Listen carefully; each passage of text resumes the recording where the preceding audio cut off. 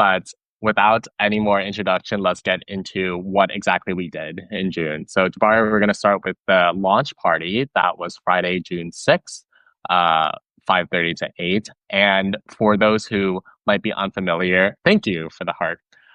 For those who might be unfamiliar, what was this launch party and why do we have it? Yeah, so the launch party was essentially for everyone who's been with the AI Collective for the past few months. We were the Gen AI Collective, which you might have heard me slip up there. Formerly, yeah. And we did a rebranding essentially, and that was the official launch of this rebranding, as well as a few other cool things that are going on, like the Institute, which is supposed to be focused on policy, as well as a few other cool features that you all should definitely go to our website to learn more about. But there was a whole week where we kind of slowly released content related to it, and culminating at the end of the week with a launch party of just saying, "Hey, thank you for being with us," and people who like shared it online got to be a part of our founding members and were involved with the whole process. Um, Yeah, and what exactly was the launch party for DC specifically? I know there were some demos involved. I know Catherine talked. Can you give a bit more insight on what we did? Yeah, so we essentially just got people who are curious about the AI Collective or have been to our events before, of course, and just got to see what was happening with the AI Collective now. And we had like lots of food. One of our staff or one of our team members like made a whole charcuterie board that everyone got to partake in. That was Uh, Liel, right? yes, Yeah, that Leo. looked amazing. Yeah, I should include that in our next post. Yes, yes, absolutely. And we had like drinks and refreshments as well as Catherine presenting for us and a live demo that happened like in person in real time there. It was just a good way for everyone to connect and be aligned with what the AI Collective is going to do moving forward. Right, and the demo was done by our friends at Trustable, correct? Yes, yes. Yes. So Trustable is a local DC responsible AI startup. We've had them twice now on the podcast. First, we just had John, who is their director of product and policy council. And then we had John again with their CTO and co founder, Andrew. And we broke down the Stanford AI Index report. So it was great to collaborate again with Trustable. And they've been doing great work across different conferences in DC and elsewhere, also promote a lot of thought leadership on their own Substack, which you should check out. That's Trustibble, Trustable, and excited that they were able to demo their new products there. Jabari, specifically for you at that launch party, what memorable conversations did you have? Anything that you felt like were particularly striking, or only this would happen in DC moments for yourself? Yeah, I think what was really impactful was hearing about how people want something new in the area when it comes to networking, especially around tech. I think there's a lot of tech networking events where you just kind of go in, you meet someone, and then it goes nowhere. There's a lot of people that I've seen at these events over and over again, and we've kind of become friends. And that's something that I feel like is really hard to do outside of this particular space, where it's just inviting and you can be curious and just, get to ask questions or talk about what you really enjoy. And what makes the AI Collective's DC chapter tech events different from the plethora of other tech events in DC? How are you able to go to our specific events and make those friendships, like you mentioned? Yeah, I think that we really promote curiosity above all else, regardless of what your relation to AI is. It's literally just what whatever it is that you're thinking about it, as long as it's AI related, come join, talk to some people that are also curious about it. And there's no like wrong questions or no bad questions. These are all things that people are curious about, people want to know more about, and we're cultivating that in DC where I think it's very easy to feel like you have to know everything before you step in the room. And we've kind of lowered that barrier, which just brings a very different community that I don't think you can really find anywhere else here. Right. And like with all events, there's always something that does not go to plan or maybe goes slightly awry. So I'm curious from your perspective, helping organize, was there anything with the launch party that needed to be improvised or we needed to shift gears fast? But any funny moments that you can recall for the launch party? Yeah, I think what was the most like, of course, every event that I host, I want it to go perfectly. Yeah. But I think what really stuck out was that we needed more like hands. So it was like we wanted to have someone just like walk people over when we first were there, but we just didn't have enough people. So we kind of improvised having people like go over, greet people, and then like at some point we just had a sign when we felt like the center of mass of like people who were gonna come were there already. So it was just figuring out how to do things numbers wise to make sure that it all, worked out in the end. Right. And I see that Catherine has joined as an attendee, so I'm gonna have her join now as a co-host. Ladies and gentlemen, Catherine McMillan with the fashionably late entrance back home. And ladies and gentlemen, she is our founding director of the AI Collective. Catherine, we're just recapping the AI launch party. And Jabari was talking about how there were so many people coming that there needed to be some improvisation on how to get people to the actual space. So I just wanted to continue on that for a little bit. I see that we had 187 guests who registered as going. That's not even how many we invited. But given that number in mind, 187, first, how many people actually went, and second, that's our largest event, right? That's the biggest event we've done as a chapter so far, right? Yeah, that's definitely the biggest one to date. Second largest was probably our AI Insiders event where we had around 60 people who came. So it's a fantastic turnout. It was meant to be a party. More is more. Um, of course, not like overdoing the fire limit capacity, but there's plenty of rooftop space. There's plenty of lounge area space for everyone. Awesome. Let's now move to our third soiree that we hosted on Tuesday, June 10th. And this soiree was focused on first, the proposed 10-year AI regulation ban that's being passed around in Congress, and second, the displacement of white collar jobs due to AI.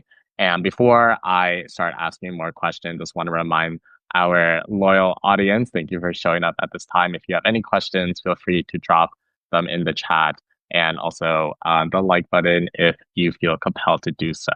So we go from launch party to AI soiree. So, Catherine, I'm going to start with you here. What makes a soiree different in terms of the conversation and opportunities to connect compared to that massive launch party that we go from?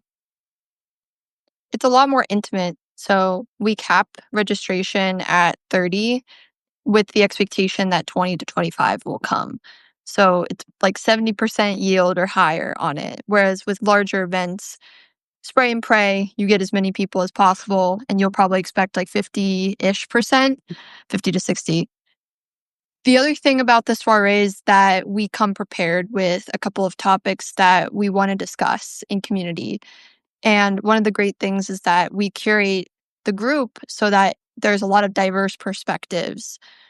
I know in my conversation, there were founders, there were lawyers, there were developers and people on the policy side. And how many times do they have the opportunity to be in the same room together, given they all work at different places? They probably all have different friend groups. So I think the fact that we can unify is really what makes this event different. Of course, like the bigger event is very inclusive, but it doesn't have that like intimacy aspect of it. For sure. I can vouch for that too. I remember at our second soiree, AI Utopia or Dystopia, I was in a group with a lot of biomedical people, or maybe there are just some presences that felt very large in that space, and that could not be farther from my industry. Unless I do something quite drastic with my workload and intellect level on that. I mean that in a good way to the biomedical people, of course. But that is exactly the point. It's meant to be a diverse room of people, of perspectives, and I think we've been able to do that every time. Jabari, when you were at the soiree, I'm curious on either of these topics, either the proposed 10-year AI regulation ban, and that's only for state and local AI regulations, not the federal level, and also fears of the displacement of white collar jobs due to AI. What insights did people have who attended? What were their feelings on it? What what were they feeling? What were they thinking on these topics? Yeah, great question. I was in a different group than Catherine, and mine had like a very broad range of people like who were working with AI, from like startup founders who were like working with AIs with their day to day, to like journalists who were worried about their like jobs being impacted negatively. Um, there were people who were also very involved with policy. Liel is one of them, who's like a part of the institute with the AI collective. And she had way more perspective that I'm not going to be able to effectively communicate, since I'm more of a more like developer technical person. But I did get to see a lot of the like unease and uncertainty of like how policy is just a bit slow and potentially going to be stalled for the next 10 years. How there's a lot of uncertainty on like what people's jobs even look like in the next year or next 6 months, just because the speed that AI is like changing and developing, and there's no real like guardrails or anything to make sure that people transition easily. So it was very nice to see like the broad range of perspectives outside of just, well, software engineers are being replaced, or there's you don't need as many of them for a company. I'm just saying like how what happens if a whole industry gets like removed, or like that job doesn't exist anymore, is very. I was glad to be in the room to hear other people's like perspectives. Right. And Catherine, I know you've been traveling recently as part of your duties of being founding director. I'm curious, do you see other chapters, like the Toronto chapter, for example, that are producing these similar type of soiree spaces, or is this still mostly a DC chapter specific type of gathering? What's your take on that? I think the positioning, like the branding of it is very unique to DC, but the format itself, living room conversations, have been done in Chicago, San Francisco, I think also Miami, and of course DC. We've done over 250 events, so pardon me. I don't know all the events that have happened everywhere in the I'm gonna world. ask ChatGPT. Yeah. Yeah, maybe I'll ask Chappie to add a feature for that to our database. But the beautiful thing about our chapter model is that the local ecosystem kind of shapes the local culture of that chapter. There are certain event types that cascade across chapters, like for example, the demo nights or even like the living room conversations that we talk about. But there's other type of events that are very unique to the industries and ecosystems of the home city. So Toronto, though, oh my God, I was in Toronto for their tech week. I was absolutely blown away. Everyone's like New York Tech Week, this and that. Sleeping on Toronto, it's the same time of flight from DC, like an hour and a half, super easy. Um, there was just a wash of different activities and events, and we had a record 3 consecutive AI collective events in a row: Sunday, Monday, and Tuesday. So and each of them were so different. We had the award ceremony for the Lovable Hackathon that we had on Sunday, US versus Canada. Canada won. Um, then Monday was Unstoppable Woman in AI and Engineering. It was a panel conversation with truly like the most unstoppable woman you can imagine. And Tuesday was Breakfast with Catherine, where people just came to have breakfast with me and the Toronto team. And we had about like 25 people show up to that. So there's just so much variety and creativity that our chapters can imbue into their local ecosystem. Yeah, and on that note, I'm curious for this soiree and wrapping up the soiree talk, how did this one compare to the previous two we had done earlier in the year? And the only thing I could think of was how cold it was for both of those. But how did this one compare? Do you think we have a formula that we're just continuing to work on, or has there been more drastic changes between each of the different soirees? I think we're refining it. Like each time there's one small improvement that we can make in the facilitation and the overall experience that we deliver to our guests. Something that I think that we did well for this one was recognize that we didn't necessarily need to do two discussion groups. Um, how people kind of wanted to keep talking and having conversation. And when we brought everyone together, it was kind of like almost like you were in a seminar class in college where it was like back and forth conversation. Liel was talking about the 10-year ban on AI policies, and we just brought so many different perspectives from the room together. Jabari was there for that, so he can attest to that. It's really no one size does not fit all because every event will be different because each event has different people attending the event that bring in different perspectives and backgrounds and even personalities too. So Yeah. it's it's just adaptation. We just kind of work with what we have in the moment and adapt as we go. But so far, I think we've gotten a couple of reps. So since it's been operationalized, we don't have to do anything crazy like, well, I did revamp the graphics for this one, but like those things in terms of setting up the Luma page, the messaging, the marketing, we got that done. So it's just Right. getting easier over time. Right. And on that note, Kadra talked about all of the different events that our chapters across the world are doing and the way to find all of those events because one of the most transient cities, I think, is DC. So half of us are here, half of us aren't at any given time, especially in the summer. All you have to do is go to Luma, that's Luma, find the AI Collective's event page, and you'll be able to see all the events happening. So if you're in Miami, if you're in Toronto, if you're in India, if you're in Poland, Luma will be your friend for that, and you'll be able to find awesome AI events as part of our collective wherever you are in the world or most places. I'm sure we'll eventually have one in every city. I'm sure Antarctica. that's eventually the goal. Yes, Antarctica, space, Mars. It's only going to go up from here, literally.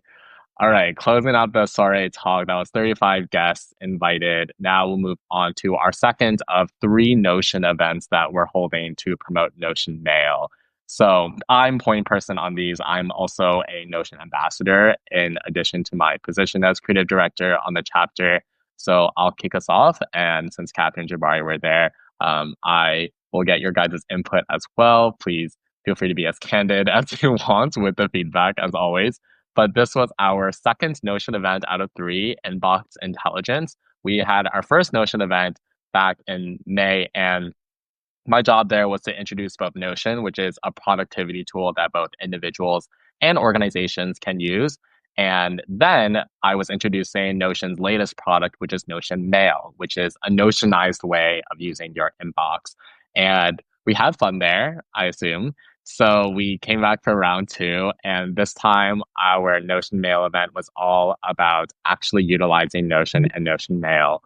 So what I did was I created an escape room within Notion, and I had people group up in groups of three.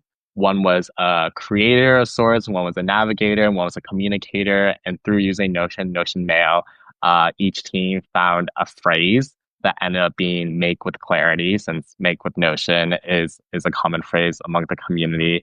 And then the team made a Notion page of what that phrase meant to them using a few different block types. And Notion has several different block types.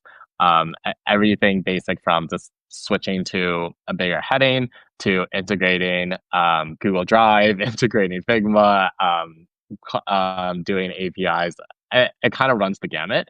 And that was definitely an experiment. So, Catherine, I know that you were able to be part of a group for at least a bit of time. So, I'm curious, before we get into more of the stats and the logistics, what was your feel on the receiving end of the 6 year event for Notion Part 2? Yeah, candidly, I had to step out for a meeting, hashtag PST timing, because a lot of our team is in San Francisco, West Coast.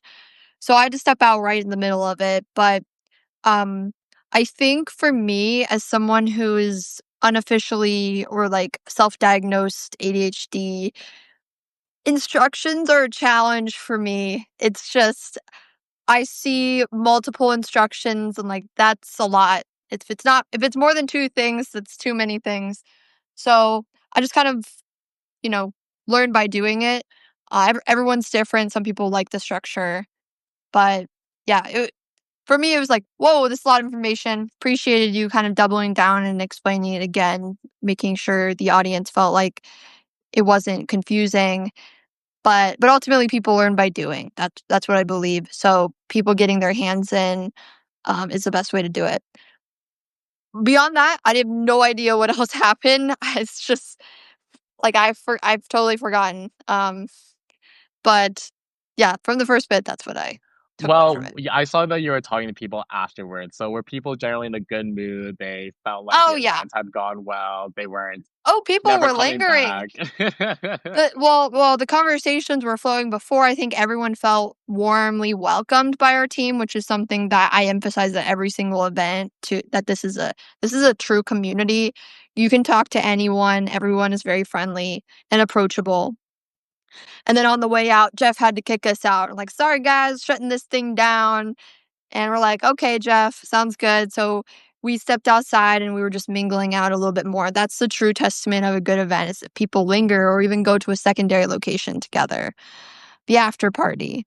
Um, so yeah, I think these events always just bring the best people together and seeing them make new connections is just the highlight of my role, I'd say.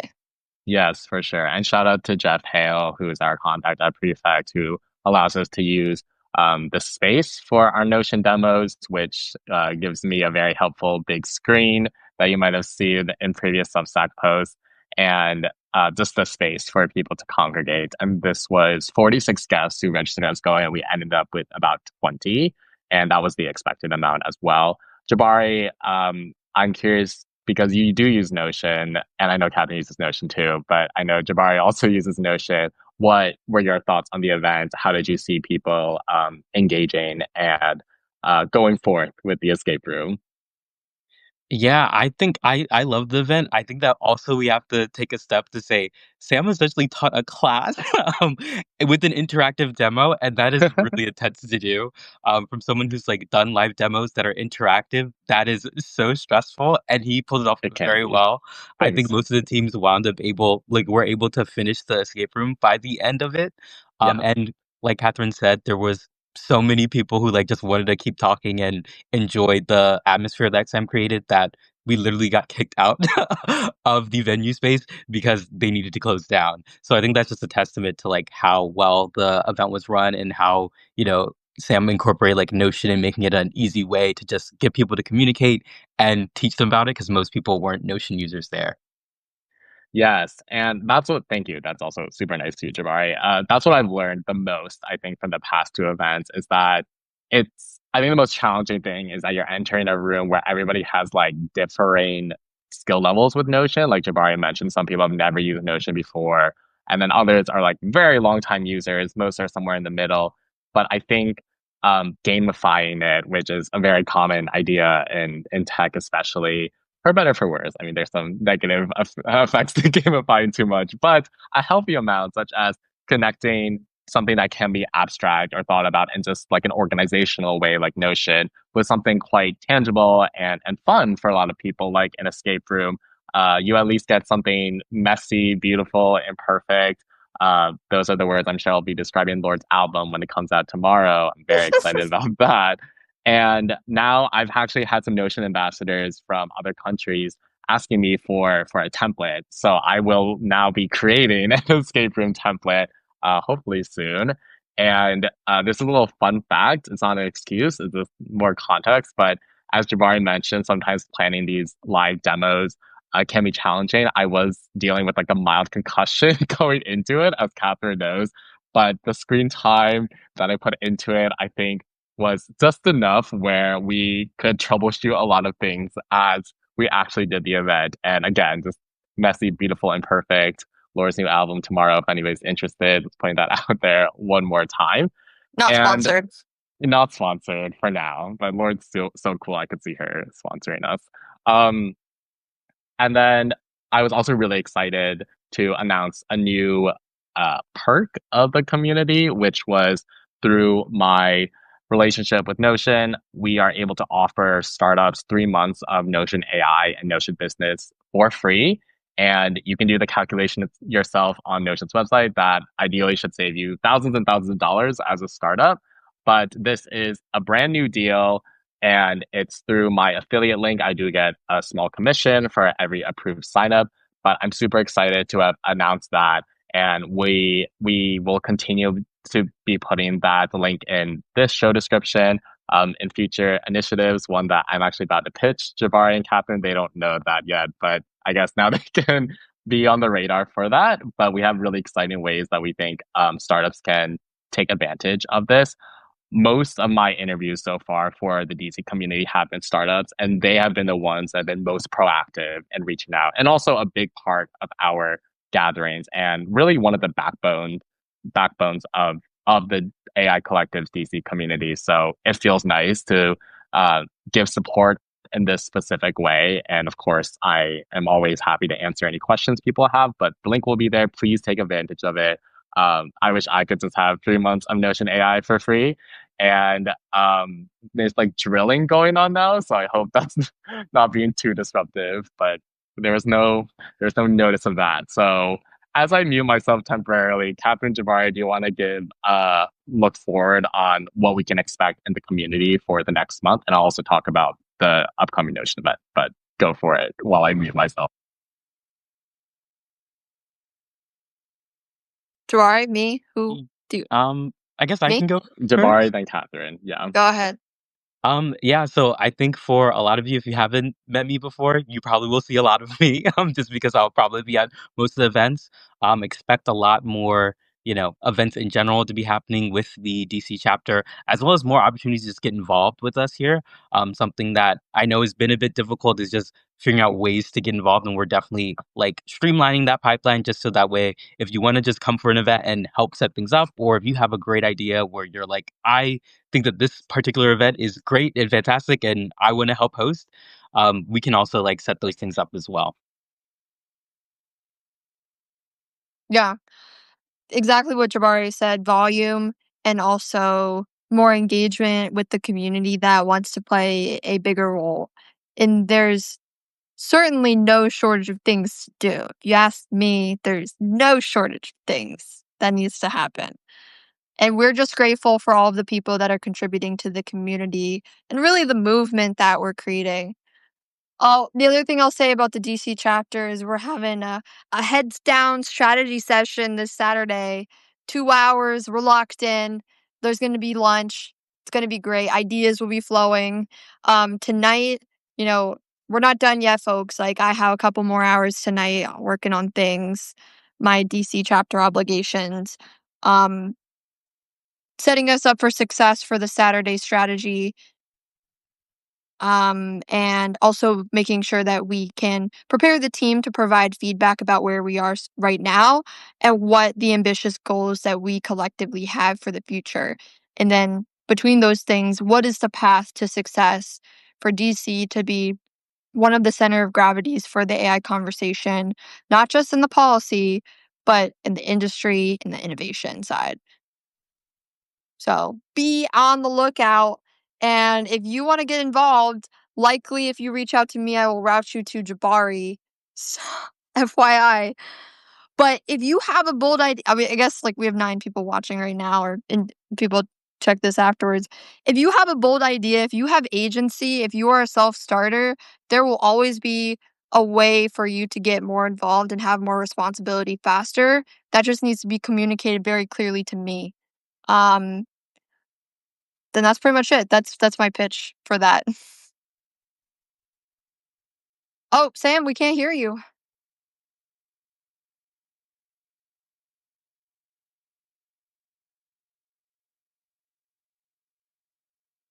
Nope. We can do some mouth reading though. Oh, Oh, something's okay. yeah, it's because the Substack audio, because Substack like yourself, it doesn't like slash the mic. So I thought I was still on, but can you hear me now? Yeah, Okay. you're good. Okay, great. Okay, great.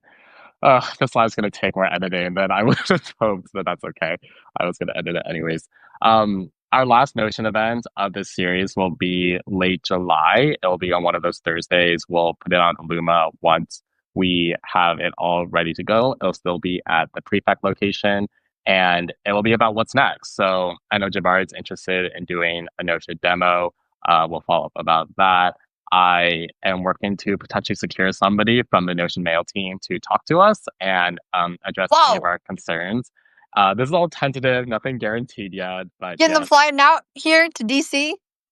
they will be zooming in, but Oh, that's maybe okay. next time, maybe next time we can get them at another a bigger event. But I'm super excited for that to potentially happen because I think that the Notion team's also been great about communicating to at least us as ambassadors. And I'd love to just stop being a middleman for a second and have people directly talk to somebody who's working on the product that a lot of us really enjoy. So that would be really cool. And I'm working hard to get that secured.